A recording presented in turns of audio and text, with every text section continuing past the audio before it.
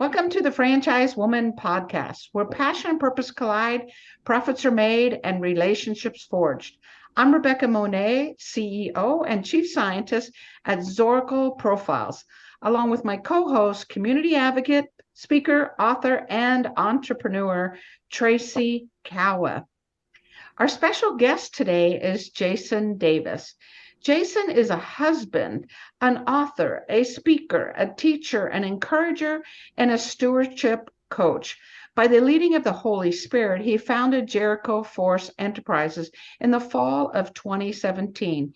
Jericho Forces helps kingdom business owners grow so they can reach their full potential in three primary areas: business growth, personal growth, and spiritual growth. Jason is a John Maxwell certified trainer and coach, a Disc Flex certified coach, a graduate Dave Ramsey's financial coach mastering training, and a Kanban management professional. Jason is also host of the Fortified Life podcast, where people learn how to integrate faith into the work that they do. Jason, we're so excited about having you on the show today. Yes, I'm excited to be here. Really excited for this conversation. So the one thing you left out, Rebecca, on there is that Jason is also one of my favorite people on the planet.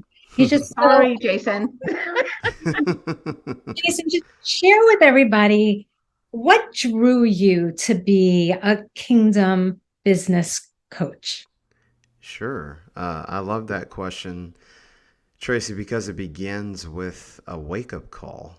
I was in the office several years ago, and at that particular time in my life, it was, hey, you go to work, get the paycheck, you're a new husband, make sure you're taking care of your household, and come home. Well, that was kind of hypocritical as a follower of Christ because I wasn't really focusing on what really matters, and that's being others centric. So there's this particular time in the office where there was a difficult individual. We'll get to some of that a little bit later, Rebecca, with the topic we're going to get to. But this individual had, a little bit of type A and was very disruptive in meetings. And I unfortunately allowed that to get under my skin a little too much. So the individual's doing what they typically did.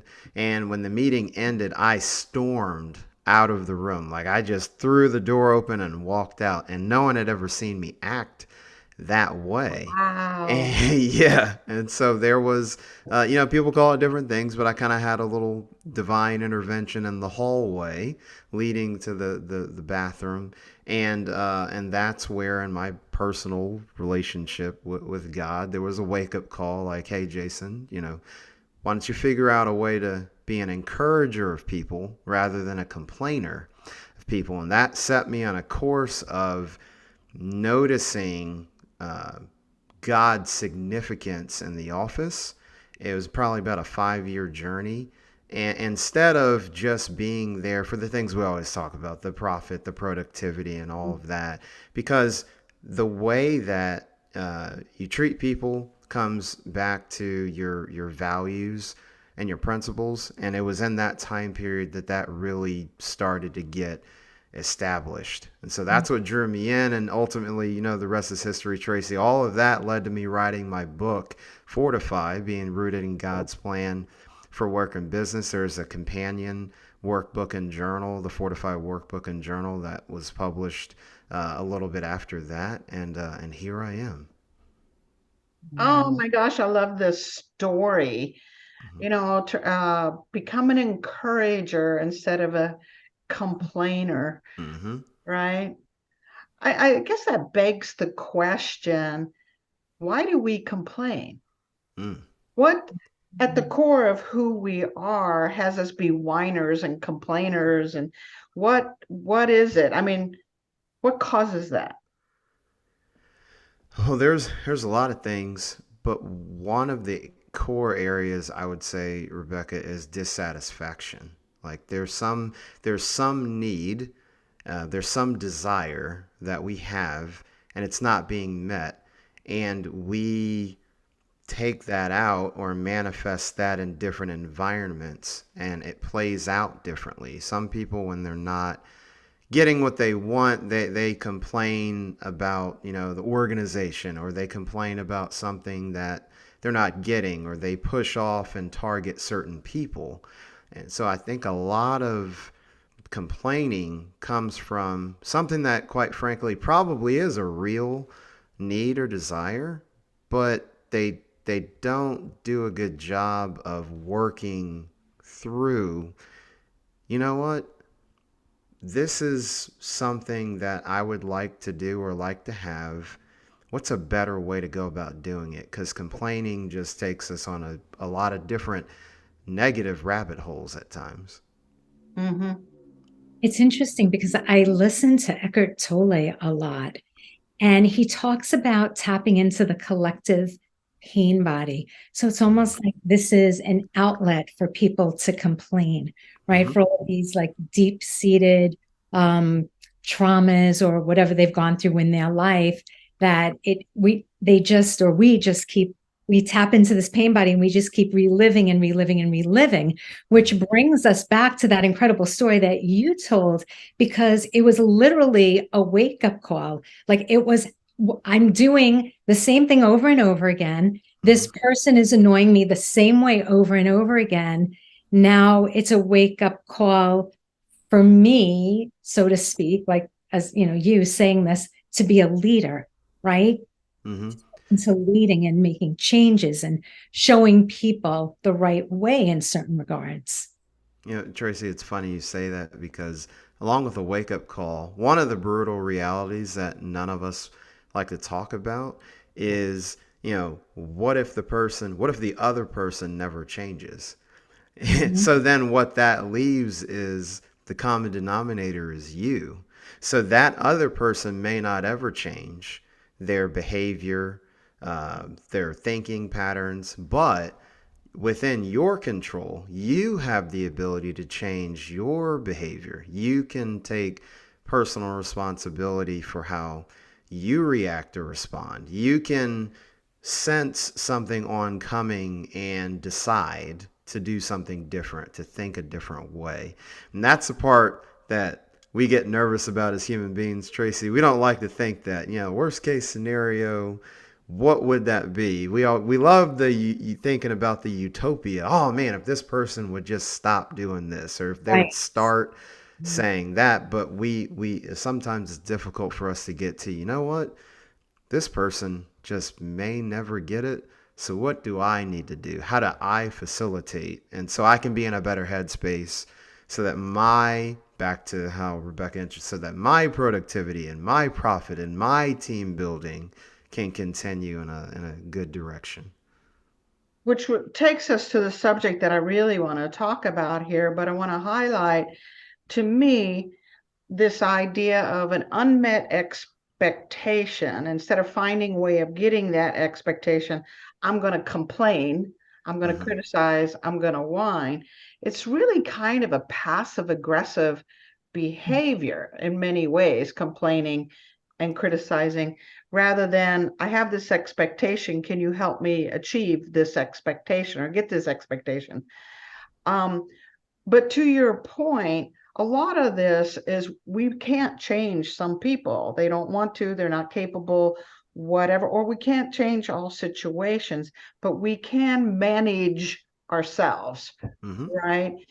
So can you talk to us a little bit about, in your coaching and the people you work with, is this a common issue? We're seeing it in business that Mm-hmm. self-management is an issue, and why a lot of people don't have the kind of success that they wish.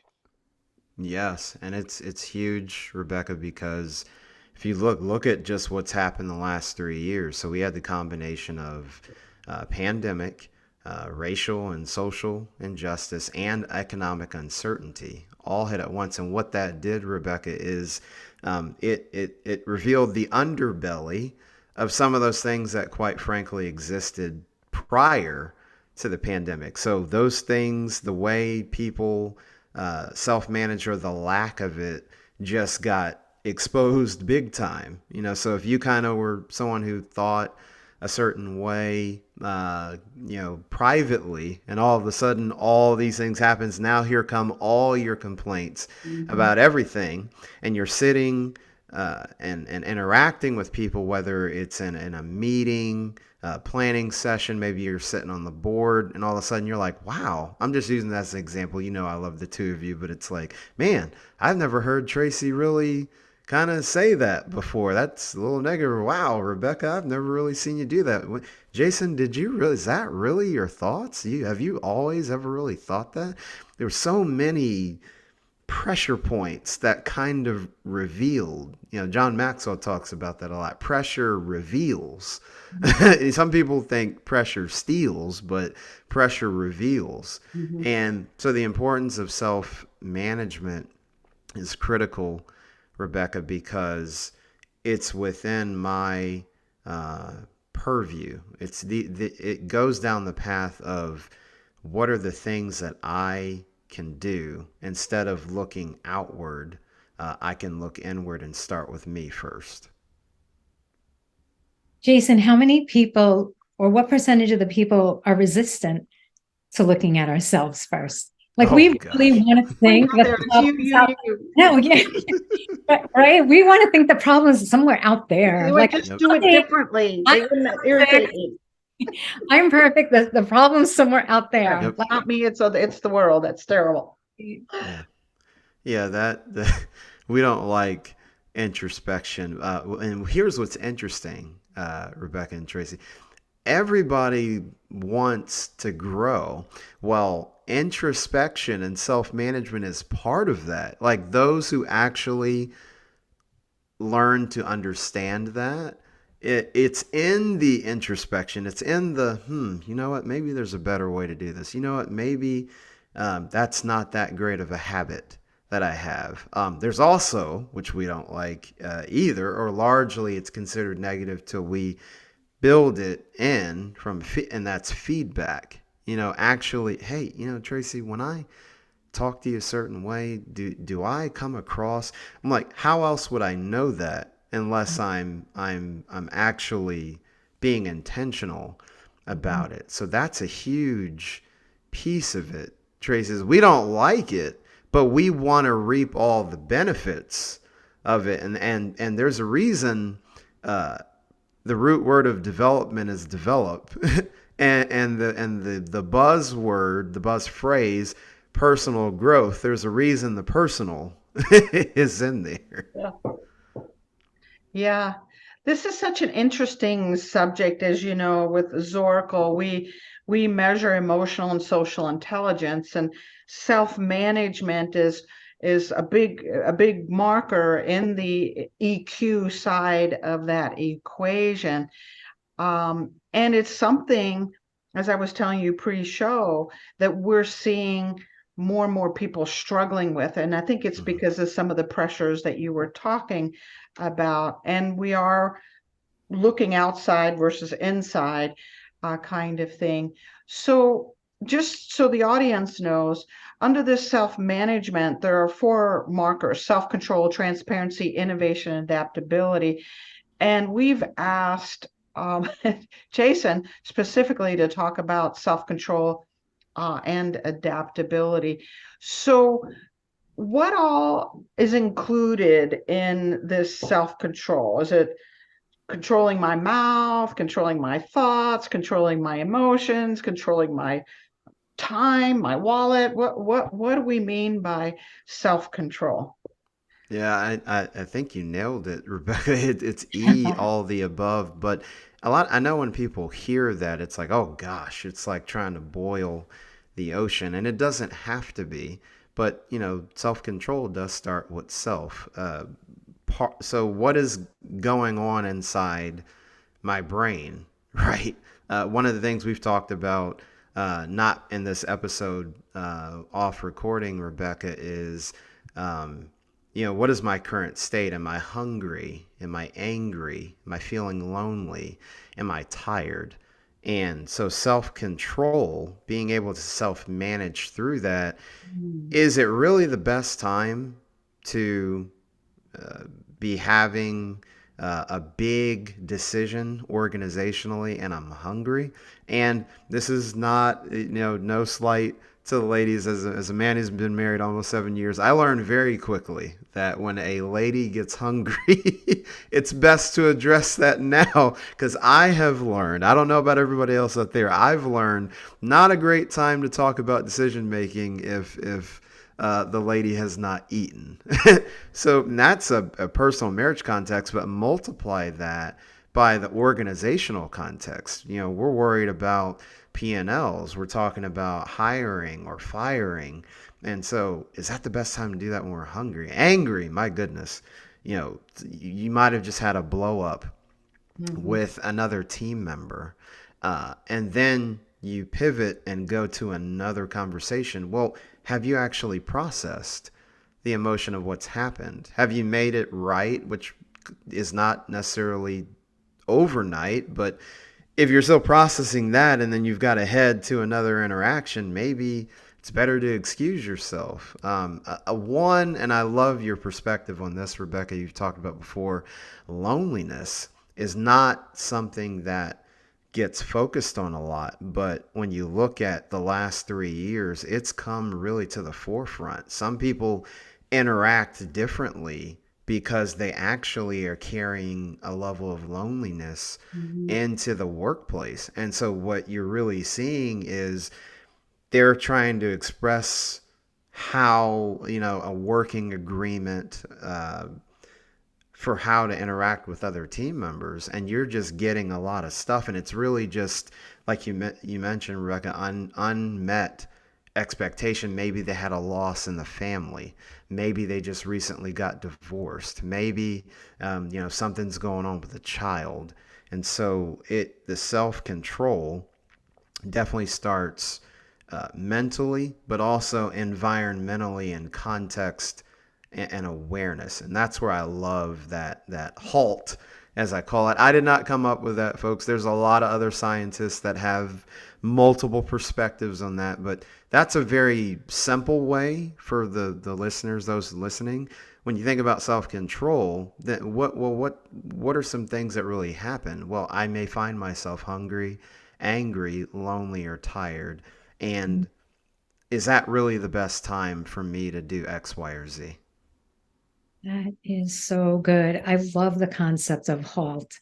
It makes me think about a couple of years ago, I interviewed a dad who is an executive in an automotive industry, and he does something called like a mental check-in with himself at the end of the day before he deals with his kids. He will literally stop and do his own personal HALT and check in with himself and then address anything that they want, because he wants to make sure that he's coming from a very even place, right? And not dragging any of that so-called baggage into a conversation or interaction with his kids. But how many of us actually do that, right? How many of us do that even not only at home, but also in the workplace? Yeah, it's true. And Tracy, that example, which I love, reminds me of another one from a communication standpoint. Now, there's obviously public and motivational speakers, but if you are a leader who addresses and does quite a bit of town hall type, seminar type of addresses to your organization, another aspect of self-control is the pause to collect your thoughts before you go. A lot of speakers, if you're in the speaking world, which I know the three of us, we've been in, but just that executive is who I'm talking to. You have a lot of things you want to say that you need to say. It's okay to pause. And that comes back to a little bit of the piece of the ego part too, Rebecca, is we always like to be in control. Like, I know what I'm going to say, how I'm going to say it. And those moments where you have a mental lapse are very real. So it's okay, pause. One thing I tell folks all the time with communication is, they don't know what you're going to say until you say, like, they can't judge what you're going to say until you actually say something. So rather than being worried about what someone's going to say, it's like they can't do it until you say something. Here's the thing. No one knows what the heck you're going to say to begin with. Anyway, so they get some of that self-control is getting the focus off of yourself and how you can serve your audience. So that applies not just for a speaker, but even as an executive who needs to make a very serious or inspirational address to your employees. So what I'm getting at is enjoy the awkward pause. It's okay. Yeah.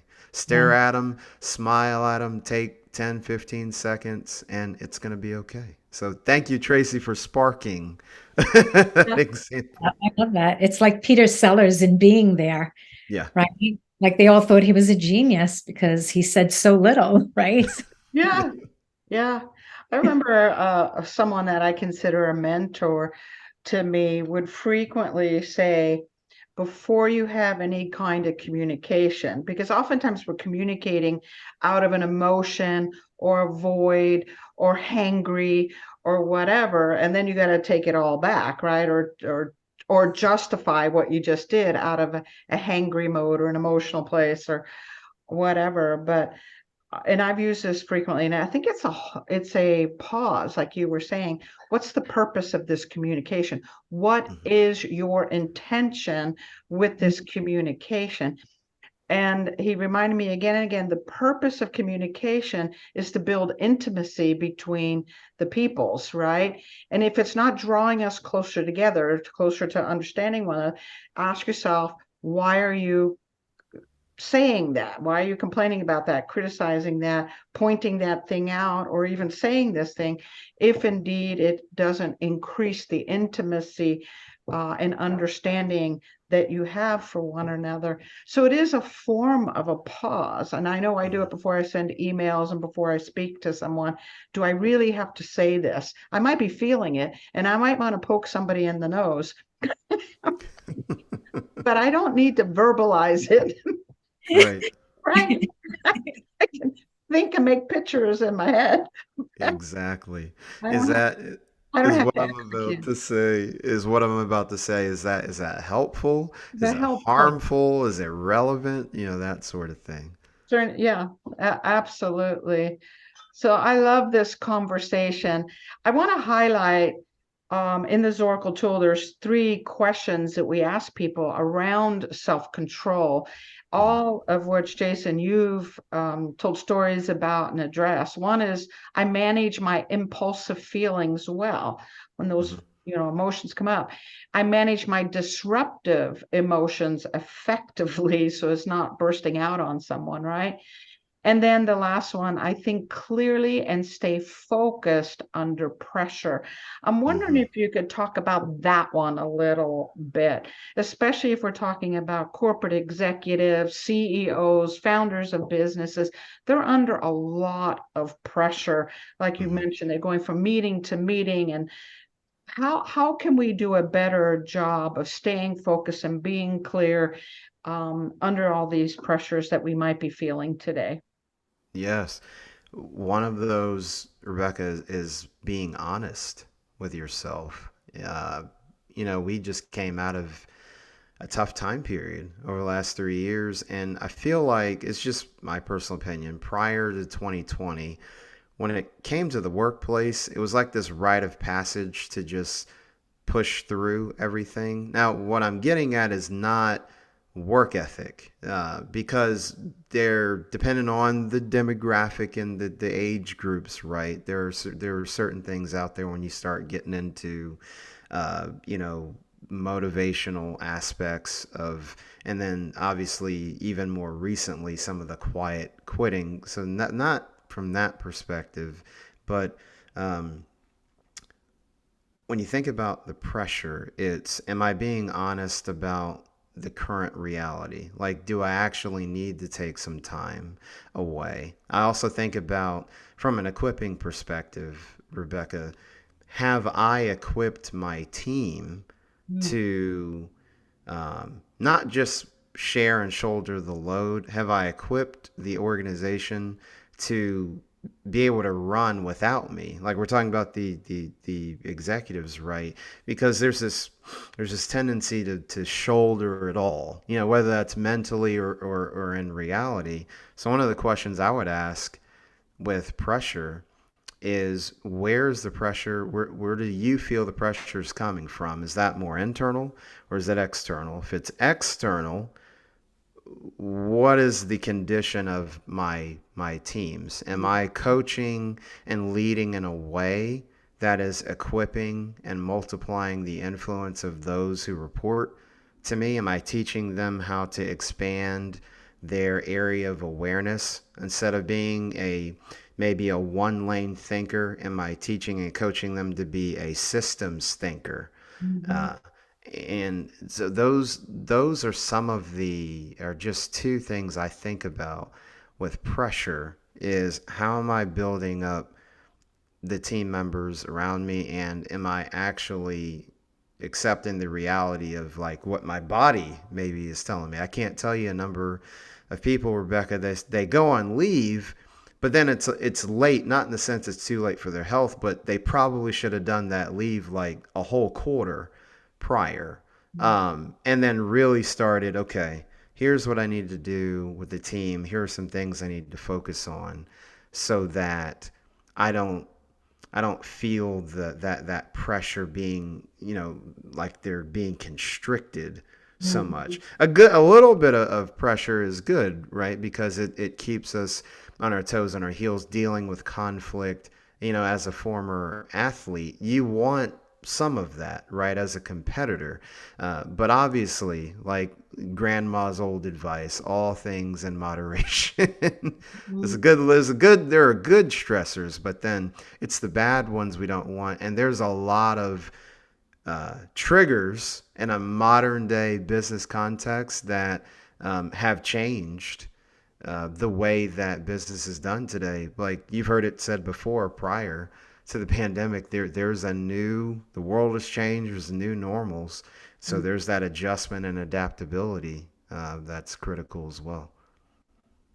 Yeah. I love the fact that you brought up about coaching, Hmm. right? Coaching teams. Because years ago, it was all about management. How do you manage teams? Hmm. But now it's how do you coach teams? Yes. And how do you create leaders? Do you think that most organizations have adopted that human element, that focus on the employee element? So Tracy, this is going to be The very trick loaded. question. Yeah, right. It's a trick. It's a trick question and a tricky. There's trick and tricky because on paper everybody would say yes. Like no organization is going to raise their hand and go, "Oh yeah, we just completely domineer and tell people what to do, and we put people first." So everybody says that, and I do believe that's at least a desire. Now, how that plays out is a different perspective. Coaching helps take the dependency model off of one individual because, like real coaching, you're asking series of questions, and they're very developmental in nature that forces people to think for themselves. We're not robots, we're human beings. And I believe that every human has potential. But that potential can't be realized if I'm constantly running to you, Tracy, or running to you, Rebecca. Rebecca, what do I do? Tracy, what do I do? Instead of, okay, hey, Rebecca, what's going on right now? Tell me what's going on. Well, I've got this decision. Okay, what's the decision? Okay, it's X, Y, or Z. Well, what are the factors involved? Well, it's this, and this. Okay, well, considering those factors, what options do you believe you have? And it's getting them to realize, you know what? I I think I'm going to try that. Now, they may be wrong, but at least they're making a decision. Because as a leader, you know the direction, you've got the vision, mission, purpose, you know the metrics, you know the data, but you're watching that woman, that man progress down the pathway of making Mhm. decisions. Like make at the end of the day, make a decision. And coaching does that. It helps people think for themselves because it's so easy to just regress and have a carefree mentality and oh well, Tracy said to do that, so I did. Well, Rebecca said well, if that was the case, we just have a room full of Tracys and Rebeccas, but that's not I don't that's think not what we're it's a trying to bad do. thing. Do you, Tracy? Not really, but So all excellent, excellent points. And as you said, if we learn to coach our employees, Hmm. then that pressure that we were talking about gets relieved, right? If we have a Hmm. good team, we can count on, and they can count on each other. I'd like to shift gears. You kind of hit on it just a little bit ago, Jason, and that's around adaptability. Hmm. Now, like you said, the current environment, COVID, economic situations, et cetera, you would think we would become a society that is adaptable. But Hmm. what we're seeing at Zorkel is that's not what's happening. We're getting more rigid and more, this is the right way and that's the wrong way, and we're becoming more and more like this.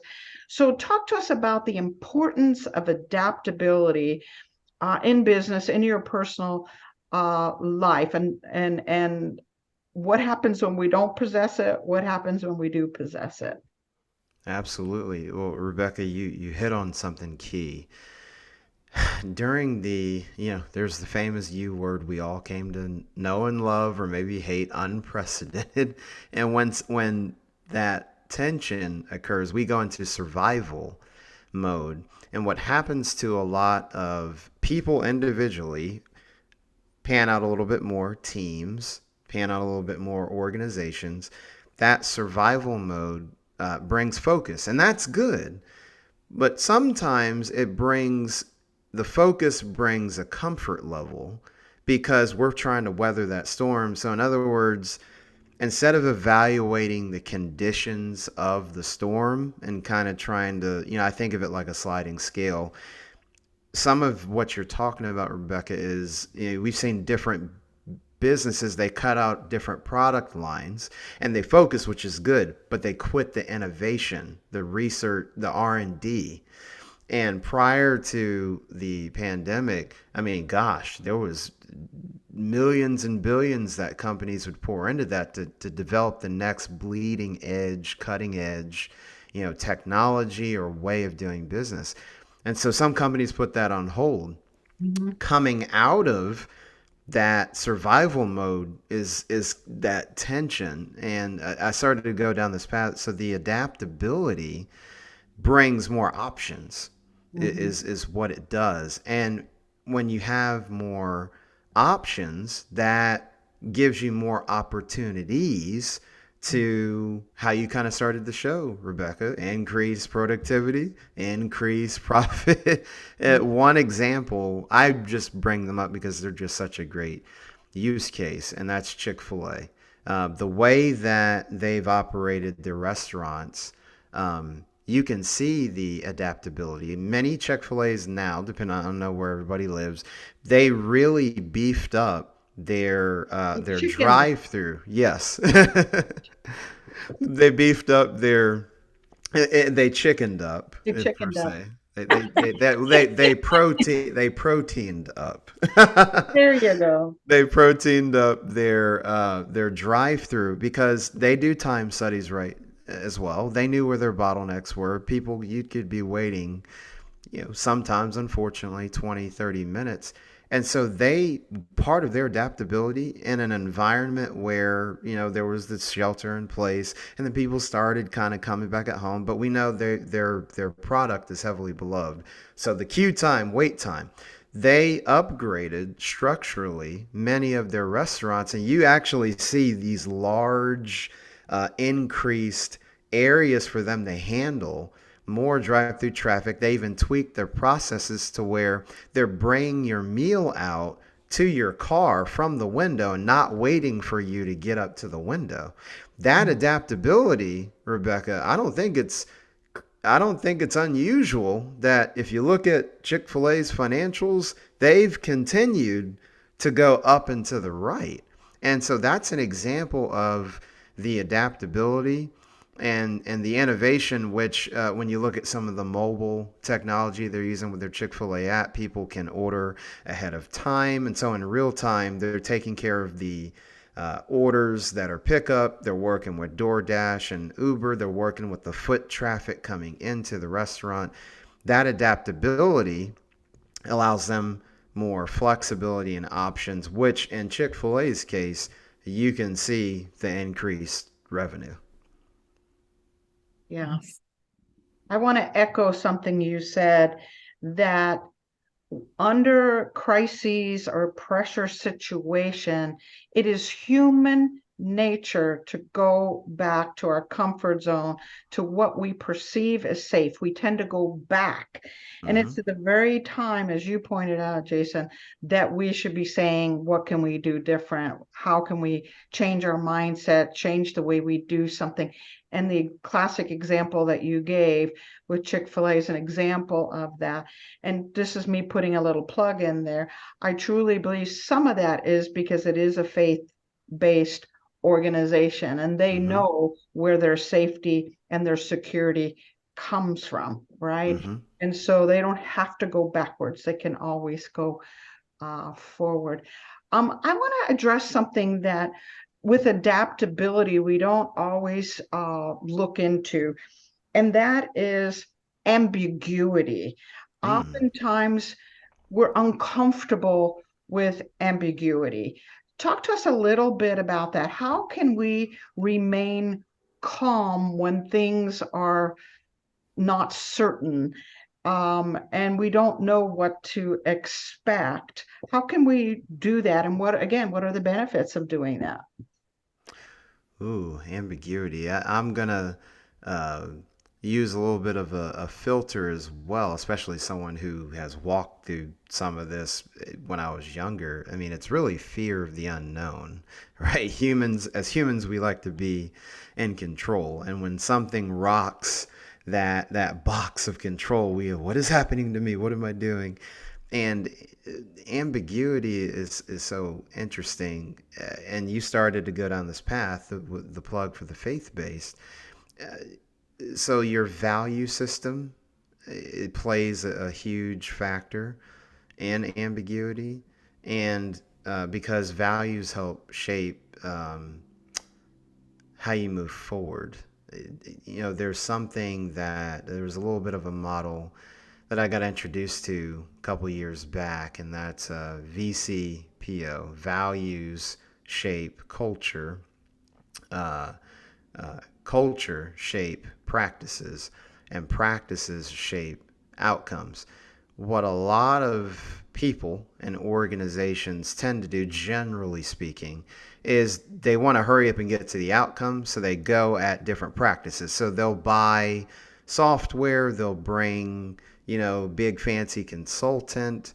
No knock on, listen, consultants are great. It's just they bring them in at a stage where they probably should have, well, let's talk about our values and our culture, and then find the practice that fits, and then we can drive toward the outcome. And so I mentioned that, Rebecca, because ambiguity, again, what do you put your faith, or for some other people, your hope in? For us, that it's faith. It could be data for some people. Some of the best predictors of what's going to happen is what's already happened. So are we making data driven decisions, or are we making off the cuff decisions? What are our financials telling us? What are the economics telling us? Because that data, that's real, right, Rebecca? I'm like, oh my God, this is going to happen. Okay, that's fine. What are the markets telling us? What is our data telling us? What are our inventory levels telling us? What is the pulse of our employees? Because those things are actually real. We haven't even gotten to the unknown yet, Rebecca. These are the known knowns. And then, is there something now with the pandemic? This was not possible because it just had never happened before. However, going forward, if there was some sort of outbreak, we have a data point now to go, you know what? I remembered what happened during those 3 years. How could we operate in a level of ambiguity should something like that occur? So whether it's your values or making a data-driven decisions, getting feedback from your employees, that can help. I always think of a ship Rebecca, that's how I can navigate. Now I don't know what type of gale, hurricane, typhoon. I don't know if it's category 5. I don't know that.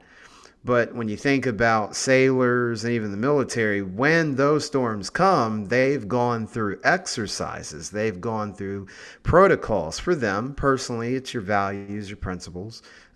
Same organization, your values, your principles, operating model. You've gone through that. So when those storms come, like, oh, here's a big wave, and we do is our principle to kind of steer into it or steer against it, because we know, and obviously folks, I'm not a sailor. So those of you listening and you're like, oh my gosh, Jason, come on.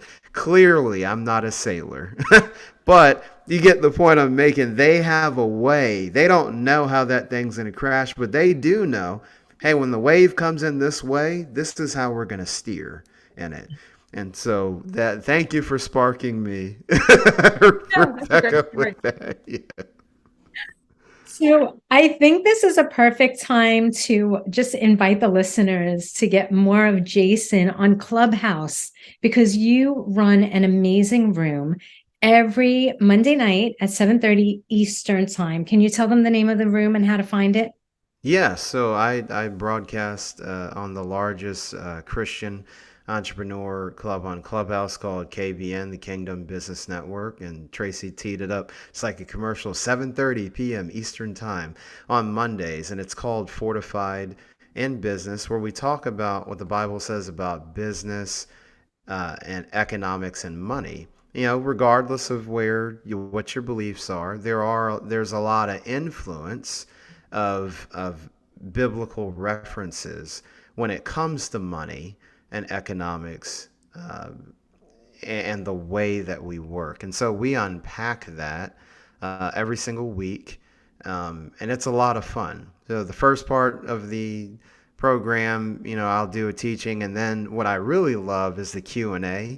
afterward, because that's when people ask questions. Wow, I didn't know. I actually did not know the Bible said that about money. Kind of a quick pen there, Tracy. There's actually over 2,000 verses in the Bible that reference money and possessions, Oh, and very practical things. Not just, a lot of people automatically, it's spiritual or it's ethereal, and it's like, no, the like debt, it's in the Bible. Borrowing, saving, investing, Making multiple streams of balances. income. Right. So there's a yeah. lot of that that's unpacked there. So we have a lot of fun every Monday, Tracy. So, Tracy, we're kind of at the top of the hour here, so we are going to have to wrap up. Any final thoughts from you, Tracy, on our conversation with Jason? Besides, we could be here 3 hours, right? Hey, you have another hour. It's like when Jason starts to talk, he comes up with these amazing, incredible stories. And there are always these nuggets of wisdom that are embedded in there, both subliminal and consciously. So no, I just appreciate you, Jason. And I love working on this emotional intelligence, social intelligence component with you. And you're just so bright. You have so much to share. Happy Love to. it, love it. Well, I love the both of you. You all are two of the best people that I know. And this topic, I believe, is what the game changer really is in business. I know there's a lot of what people call the hard skills, and I don't even really like calling this topic soft skills, because I think and especially when you look at the data, it's really what sets people, teams, and organizations apart. So I just want to thank you for inviting me on to unpack some of that. But if anybody hears what I'm saying, the combination of emotional and social intelligence, if you want to take your organization to the next level, if you want to multiply your personal growth, then become a lifelong learner in this category of skill set. So well said. There are so many financial markers to emotional and social intelligence. And we want to ring the bell and have people start listening up. Never mind, like you said, personal satisfaction, personal growth, but there's also huge financial benefits to being emotionally and socially intelligent. So thank you, Jason, for joining us. Really appreciate your time. And to the rest of you listening in, thank you for joining us here on the Franchise Woman podcast, where passion and purpose collide, profits are made, and relationships are forged. We'll see you next week on another episode.